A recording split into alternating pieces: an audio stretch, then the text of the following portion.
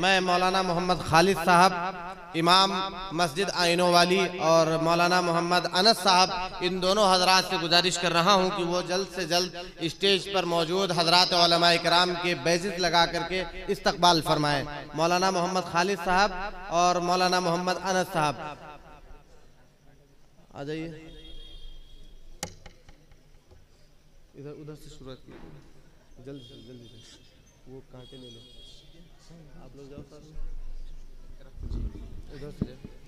میں جو ہماری معزز خواتین تشریف فرما ہیں، معزز خواتین جو تشریف فرما ہیں، ان کے لیے کمروں میں جگہ رکھی گئی ہے، وہ کمروں ہی میں بیٹھے۔ دوسری ایک بہت ضروری درخواست ہے کہ غیر ضروری گفتگو نہ کریں۔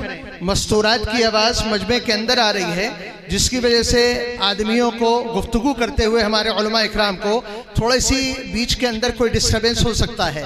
میں بہت ہی ادب احترام کے ساتھ تمام خواتین سے درخواست کر رہا ہوں کہ جو کمروں کے اندر حجرے کے اندر تشریف فرما ہیں کہ اپنی آوازوں کو ذرا ہلکا کریں اور باتیں نہ کر کے بلکہ صحیح پورے پروگرام کو غور سے سنیں تاکہ اللہ ہماری اور آپ کی سب کی زندگیوں کو بنا دے۔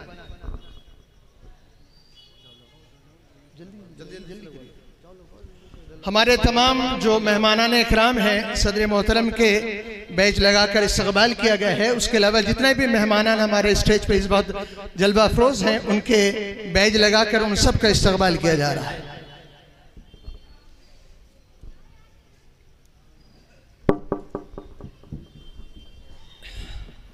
مولوی فضل الرحمان صاحب سے درخواست ہے کہ موٹر سائیکلز وغیرہ کو ایک طرف کر کے جو کاریں سامنے نظر آ رہی ہیں ان کو اس طرح سے کھڑے کروائیں کہ جو باہر کے ہمارے راہ گزر ہیں ان کو کوئی تکلیف نہ پہنچے۔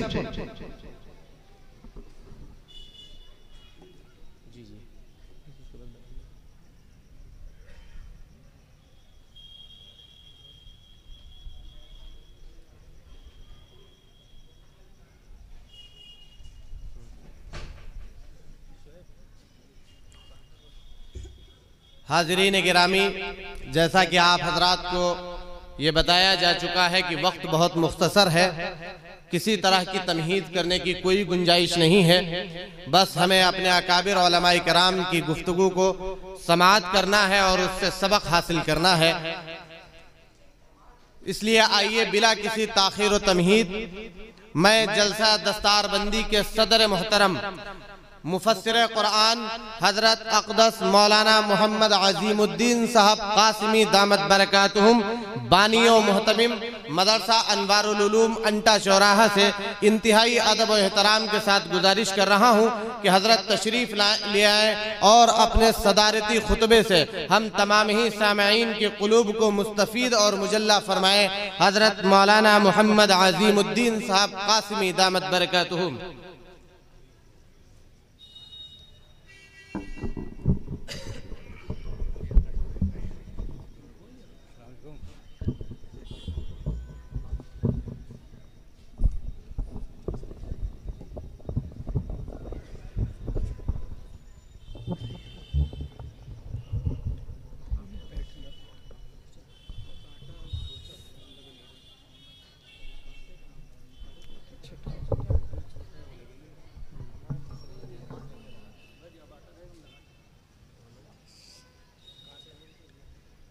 بسم الله الرحمن الرحيم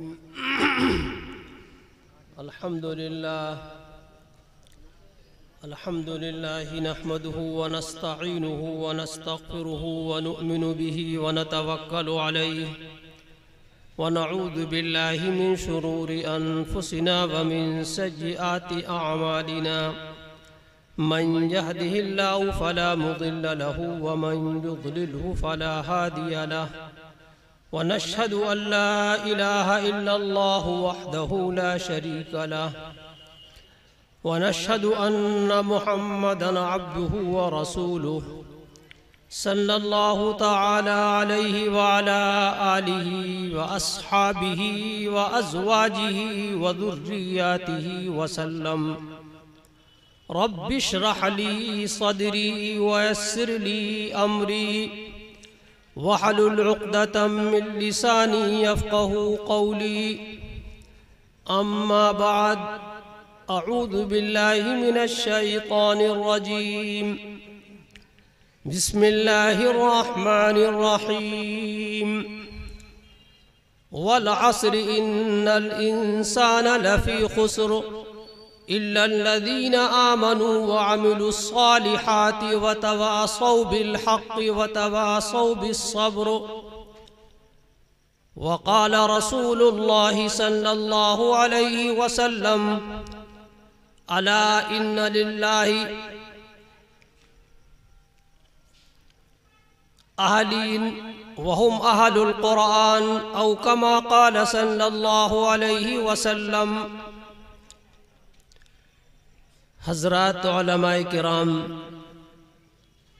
بزرگوں، نوجوان ساتھیوں، خواتین اسلام، ہماری ماؤں اور بہنوں،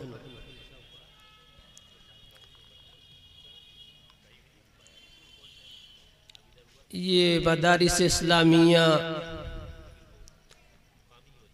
جن کا تعلق اور سلسلہ بلا واسطہ درسگاہ نبوت،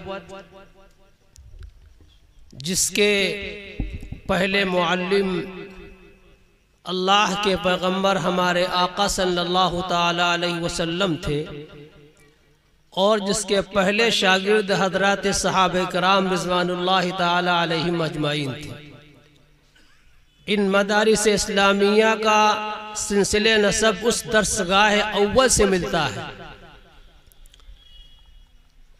اور اللہ تبارک و تعالی نے ہمارے پیغمبر اور نبی حضرت محمد صلی اللہ تعالی علیہ وسلم کو جو پیغام دے کر بھیجا ہے اور جو معجزہ عطا فرمایا ہے، جو رہتی دنیا تک باقی رہے گا، نبی پاک صلی اللہ تعالی علیہ وسلم کے معجزات و کمالات جو اللہ تعالیٰ نے آپ کو عطا فرمائے، جو آپ کی نبوت و رسالت کی بجن اور واضح دلیل تھے، علماء نے ان کی تعداد ہزاروں میں لکھی ہے۔ بعض علماء نے 3000 معجزات و کمالات کا ذکر کیا ہے جو نبی پاک صلی اللہ تعالی علیہ وسلم کو عطا فرمائے گئے، بعض نے کم و بیش ذکر کیا ہے۔ کچھ معجزات و کمالات عوام کے اندر مشہور ہیں، جیسے کہ آپ کی انگلی کے اشارے سے چاند میں ٹکڑے کا ہو جانا حضور پاک علیہ السلام کا معجزہ ہے، جس کو قرآن نے کہا اقتربت الساعۃ وانشق القمر، قیامت قریب آ لگی اور چاند 2 ٹکڑے ہو گیا۔ حضور پاک صلی اللہ تعالی علیہ وسلم کے حکم سے گوہ کا آپ صلی اللہ تعالی علیہ وسلم کی نبوت اور رسالت کی گواہی دینا، نبی پاک صلی اللہ تعالی علیہ وسلم سے ان لوگوں نے کہا جو آپ کو پیغمبر اور نبی نہیں مانتے تھے، اگر یہ گوہ جو سانپ کے قسم ہے اگر آپ کی نبوت اور رسالت کی گواہی دے تو ہم آپ کو پیغمبر اور نبی مان لیں گے۔ حضور پاک علیہ السلام اس گوہ کی طرف متوجہ ہوئے اور فرمایا کہ اے گوہ یہ بتا کہ میں کون ہوں؟ تو اس گوہ نے انسانی زبان کے اندر بات کی اور کہا کہ انت رسول اللہ حقا، آپ اللہ کے سچے نبی ہیں۔ ایک شخص حضور پاک علیہ السلام کے پاس آیا اور کہا کہ اگر یہ درخت آپ کے نبوت اور رسالت کی گواہی دے تو ہم آپ کو پیغمبر اور نبی جان لیں گے۔ حضور پاک علیہ السلام نے قاصد بھیجا اور اس درخت سے کہلوایا کہ جا کے کہو تمہیں محمد الرسول اللہ بلا رہے ہیں صلی اللہ علیہ وسلم۔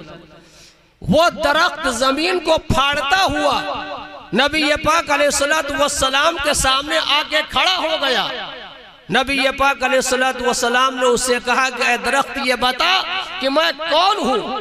تو اس درخت نے انسانی زبان کے اندر بات کی اور کہا کہ انت رسول اللہ حقا، آپ اللہ کے سچے نبی ہیں۔ اس طرح کے ایک دو نہیں، سینکڑوں نہیں، ہزاروں کمالات و معجزات ہمارے پیغمبر اور نبی جن پر 1000 بار درود ہو اور لاکھ بار سلام ہو، یہ آفتاب جن کے حسن کا ادنا پرتو ہے، یہ ماہتاب جن کے چہرے کی چمک سے تابانی کو حاصل کرتا ہے، یہ ستاروں کی جھلملاہٹ جن کے رخ زیبا سے نورانیت کو حاصل کرتی ہے، یہ آفتاب ماہتاب، یہ چمکتے ستارے، یہ دمکتے ستارے، یہ بہتے دریا، یہ لہلہتے صحرا، یہ مہکتے گلشن، یہ چٹکتی کلیاں صدقہ ہے حضرت محمد الرسول اللہ صلی اللہ تعالیٰ علیہ وسلم کی۔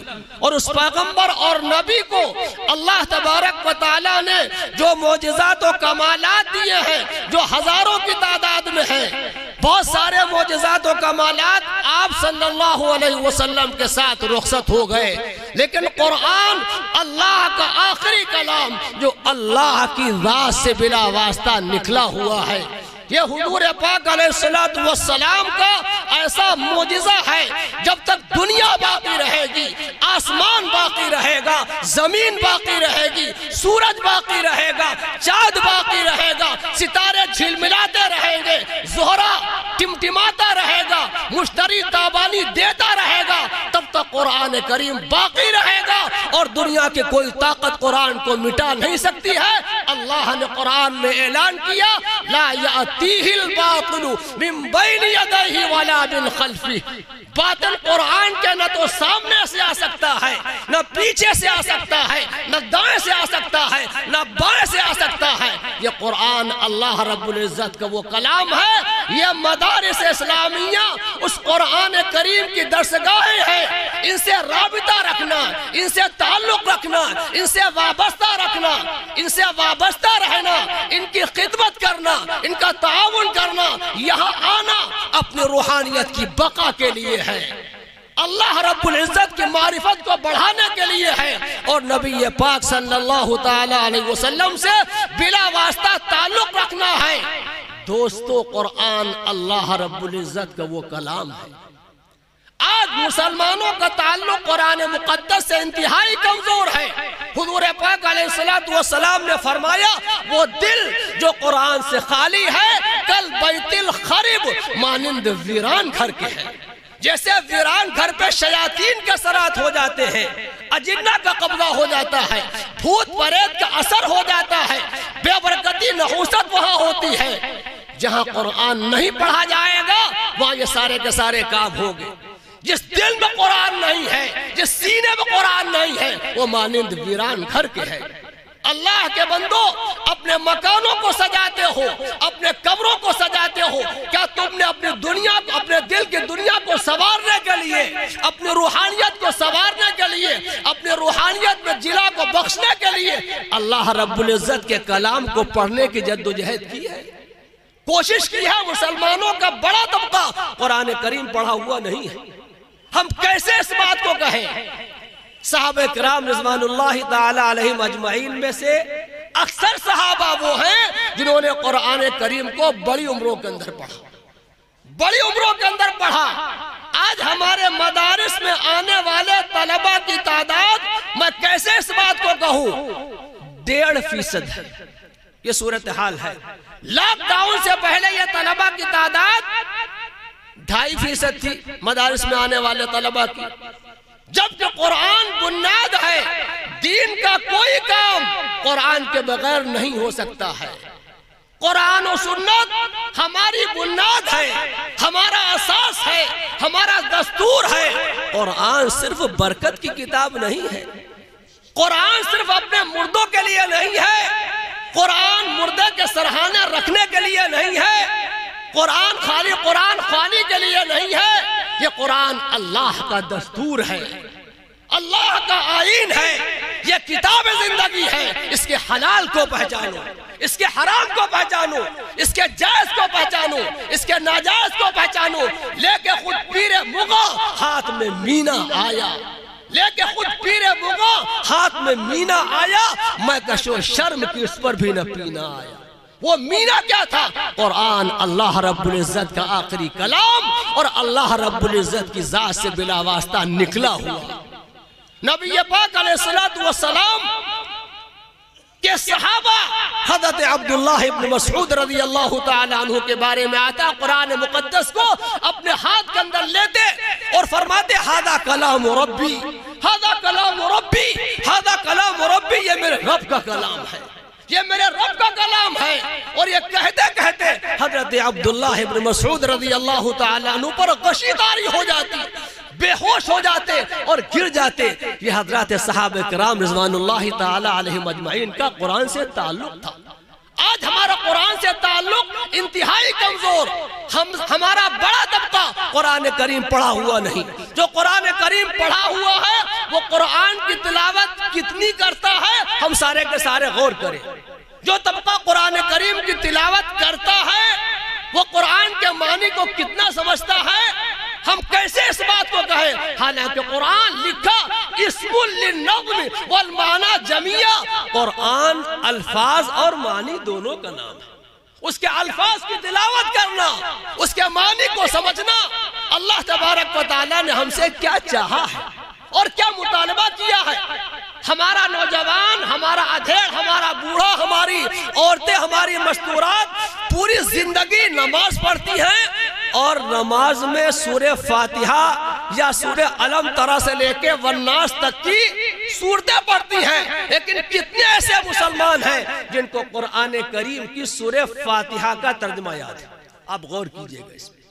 جس کو سورہ والناس کا ترجمہ معلوم ہے، جس کو قل هو اللہ کا ترجمہ معلوم ہے، اس لیے قرآن کریم کے الفاظ کو سیکھنا، قرآن کریم کے الفاظ کی تلاوت کا معمول بنانا اور معمول بنانے کے ساتھ تراجم کی مجالس کو منعقد کرنا، خالی مدارس کے اندر نہیں، خالی مکاتب کے اندر نہیں، خالی خانقاہوں کے اندر نہیں، خالی مراکز کے اندر نہیں، بلکہ قرآن کو مدارس سے نکل کے اپنے گھروں کے اندر لاؤ، اپنے آفسوں کے اندر لاؤ، اپنے کارخانوں کے اندر لاؤ، قرآن کو اپنی زندگی کی ضرورت جانو۔ یہ اللہ تبارک و تعالیٰ کا وہ کلام اور وہ پیغام ہے جو اللہ کے بندوں کے نام ہے۔ حضور پاک علیہ الصلوۃ والسلام نے ارشاد فرمایا الا ان للہ اہلین وخواص وہم اہل القرآن، خبردار اللہ تعالیٰ کے کچھ گھر والے، حالانکہ اللہ کی شان وہ ہے لم یلد ولم یولد، اللہ کا کوئی بیٹا نہیں ہے، اللہ کسی کا بیٹا نہیں ہے۔ اللہ تبارک و تعالی اولاد سے وراء الورا ہے، نہ تو وہ کسی کا باپ ہے اور نہ کسی کا بیٹا ہے، اور نہ اللہ کی کوئی بیوی ہے، لیکن فرمایا آدمی کے گھر والے اس کے خاص لوگ ہوتے ہیں، اس کے پرائیوٹ لیمیٹیڈ ہوتے ہیں، اس کے مخصوص لوگ ہوتے ہیں۔ نبی پاک علیہ الصلوۃ والسلام ارشاد فرماتے خبردار اللہ کے کچھ گھر والے اور کچھ خاص لوگ ہیں، وہ کون ہیں؟ وہم اہل القرآن، وہ قرآن کو پڑھنے والے، قرآن کو پڑھانے والے، قرآن کو سمجھنے والے، قرآن کے مطابق اپنی زندگیوں کو بنانے والے، یہ اللہ کے مخصوص لوگ ہیں، یہ اللہ کے پرائیوٹ لوگ ہیں۔ اس لیے قرآن مقدس کی امانت کو اپنی زندگی میں لاؤ۔ اور دوستو آج ہمارے عمرہ کا طبقہ، ہمارے مالداروں کا طبقہ مدارس میں چندہ تو دیتا ہے، لیکن ان کے بچے قرآن کریم کو کتنا پڑھتے ہیں ہم سارے کے سارے غور کریں۔ جو ہمارے بھائی ہماری بہنیں ٹیوشن کے ذریعے سے قرآن کریم کو جیسے تیسے پڑھا رہے ہیں، یاد رکھو اس سے مقصد حاصل نہیں ہوتا۔ جب تک ہم قرآن کریم کو پڑھانے کے بعد اپنے بچے کا ماحول نہیں بنا پائے، اس کی تربیت نہیں دے پائے، ہم اس کو یہ سکھا نہیں پائے اللہ رب العزت کی وحدانیت کا عقیدہ کیا ہے، حضور پاک علیہ الصلوۃ والسلام کی رسالت کا عقیدہ کیا ہے، عقیدہ قیامت کیا ہے، تب تک ٹیوٹر کے ذریعے سے، ٹیوشن کے ذریعے سے قرآن کریم کو پڑھانے کا مقصد حاصل نہیں ہوتا ہے۔ ہم نے آپ حضرات کے سامنے قرآن مکرم کی ایک آیت، ایک سورت کی تلاوت کی، اور یہ سورت قرآن مکرم کی اتنی جامع سورت ہے، حضرت امام شافعی رحمت اللہ علیہ ارشاد فرماتے ہیں اگر قرآن میں کوئی اور سورت نہ نازل کی جاتی تو تنہا یہی ایک سورت ساری انسانیت کی ہدایت کے لیے کافی ہوتی، اور وہ سورہ عصر ہے۔ اور قرآن کریم کا اگر خلاصہ ذکر یہ کیا جائے، پورے قرآن کا خلاصہ کیا ہے، تو 3 باتیں کہی جا سکتی ہیں قرآن میں۔ ایک تو اللہ کی وحدانیت کا اعلان، اللہ رب العزت اس کائنات کا پیدا کرنے والا، اللہ خالق، اللہ مالک، اللہ حاجت روا، اللہ مشکل کشا، اللہ بگڑی کا بنانے والا، اللہ عزت کا دینے والا، اللہ ذلت کا دینے والا، اللہ روزی کا دینے والا، اللہ فقیر بنانے والا، اللہ بھکاری بنانے والا۔ عقیدہ وحدانیت قرآن کا سب سے بنیادی عقیدہ ہے، اور سارا کا سارا قرآن وحدانیت کے ذکر سے بھرا ہوا ہے۔ حضرت تھانوی رحمت اللہ علیہ ہماری جماعت کے بڑے عالم ارشاد فرمایا کرتے تھے، آج علماء نواقض وضو کو تو بیان کرتے ہیں کہ وضو ان سے ٹوٹ جاتا ہے، نواقض غسل کو بیان کرتے ہیں اس سے غسل ٹوٹ جاتا ہے، لیکن جو چیزیں نواقض ایمان ہیں، جو ایمان کو توڑنے والی ہیں، جس سے ایمان کا ستیہ ناش ہوتا، آخر ان کو بیان کیوں نہیں کیا جاتا؟ اے غیر مسلم بھائی جو اللہ کے وحدانیت کا قائل نہیں ہے، وہ آدم علیہ السلام کے رشتے سے ہمارا بھائی ہے، ہم اس کے بارے میں یہ جذبہ رکھتے ہیں اور انتہائی مثبت انداز میں اس کو یہ پیغام دیتے ہیں کہ دیکھو، جس اللہ تبارک و تعالیٰ نے ساری انسانیت کو، سارے کے سارے انسانوں کو ایک جیسا بنایا، سارے کے سارے انسانوں کے 2 آنکھیں بنائی، 2 ہاتھ بنائے، 2 پیر بنائے، سارا کا سارا اندر کا نظام بھی ایک جیسا بنایا، اس اللہ رب العزت سے کیا یہ بات سمجھ میں آتی ہے کہ وہ اللہ تبارک و تعالی ان کے مذہب کو مختلف بنا دیتا؟ سارے کے سارے انسانوں کا مذہب ایک ہے، اور وہ کہ اللہ کی وحدانیت کا اعلان، خدا کی خدائی کا اعلان، اللہ کی عظمت و بڑائی کا اعلان۔ توحید تو یہ ہے کہ خدا حشر میں کہہ دے یہ بندہ 2 عالم سے خفا میرے لیے ہے۔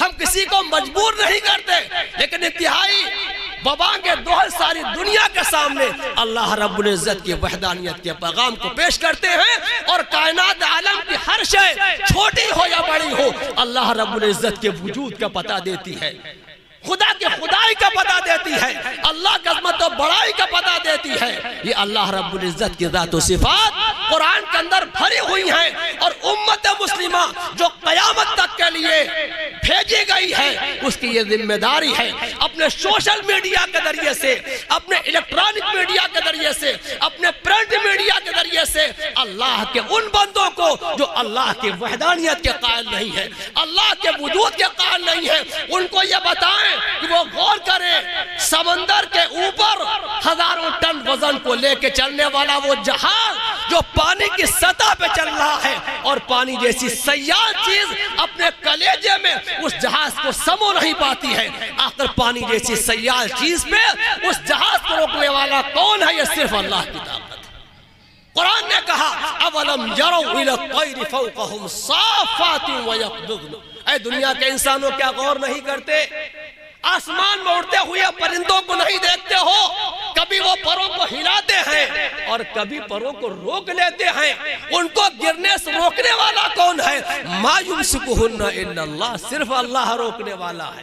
وہ چیزیں جن کا دوسرے انکار نہیں کر سکتے ہیں، ہم ان اللہ کے وحدانیت کے دلائل کو عالم کے سامنے پیش کریں۔ یہ قرآن کا سب سے پہلا پیغام اللہ کی وحدانیت کا پیغام، اور دوسرا نبی پاک صلی اللہ علیہ وسلم ساری انسانیت کے لیے، قیامت تک کے لیے آپ علیہ السلام پیغمبر اور نبی بن کے آئے۔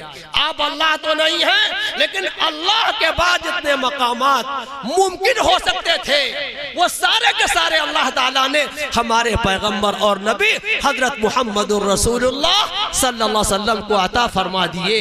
آپ کا علم سب سے زیادہ، آپ کا رتبہ سب سے زیادہ، آپ کا مقام سب سے زیادہ، آپ اللہ کے سب سے زیادہ مقرب اور چہیتے، اور قیامت تک آنے والی انسانیت کے لیے اگر نجات چاہیے ہے، فلاح یابی چاہیے ہے، جنت کا راستہ چاہیے ہے، اور رضا کا راستہ چاہیے ہے، تو وہ راستہ ہے حضرت محمد الرسول اللہ صلی اللہ علیہ وسلم کا۔ یہ دوسرا قرآن کا بنیادی پیغام، حضور پاک علیہ السلام اللہ کے پیغمبر اور آخری پیغمبر، اور آپ علیہ السلام کے بعد نبوت کا دعویٰ کرنے والے سارے کے سارے جھوٹے ہیں، چاہے وہ مسیلمہ کذاب ہو، اسود عنسی ہو، صدح نامی عورت ہو، اور چاہے سابقہ زمانے کا غلام قادیانی ہو، اور چاہے ہمارے وقت کا شکیل ابن حنیف ہو جو بہار کا رہنے والا دلی کے اندر رہا جا کے، اور اس وقت باقاعدہ وہ مہاراشٹر کے اندر موجود ہے، اپنے آپ کو نبی کہہ رہا ہے، اور اس کے ماننے والے اپنے آپ کو شکیلی لکھتے ہیں۔ یہ سارے کے سارے باطل عقیدے ہیں۔ اللہ کے پیغمبر ہمارے آقا علیہ السلام آخری پیغمبر ہے۔ قرآن نے اعلان کیا ما کان محمد ابا احد من رجالکم ولکن رسول اللہ وخاتم النبیین۔ حضور پاک علیہ السلام تمہارے مردوں میں سے کسی کے باپ نہیں ہیں، آپ کی اولاد نرینہ بالغ ہونے سے پہلے ختم ہو گئی، ان کو رجل کا مقام حاصل نہیں ہو پایا، لیکن آپ اللہ کے رسول ہیں اور آخری پیغمبر ہیں، یہ قرآن نے اعلان کیا۔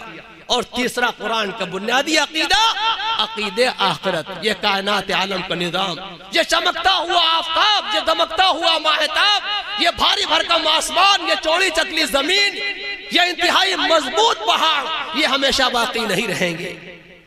یہ کب تک باقی ہے؟ جب تک اس دنیا میں اللہ کی یاد باقی ہے۔ قرآن نے کہا والعصر، قسم ہے زمانے کی۔ علماء فرماتے ہیں کہ عصر کے معنی زمانے ہیں۔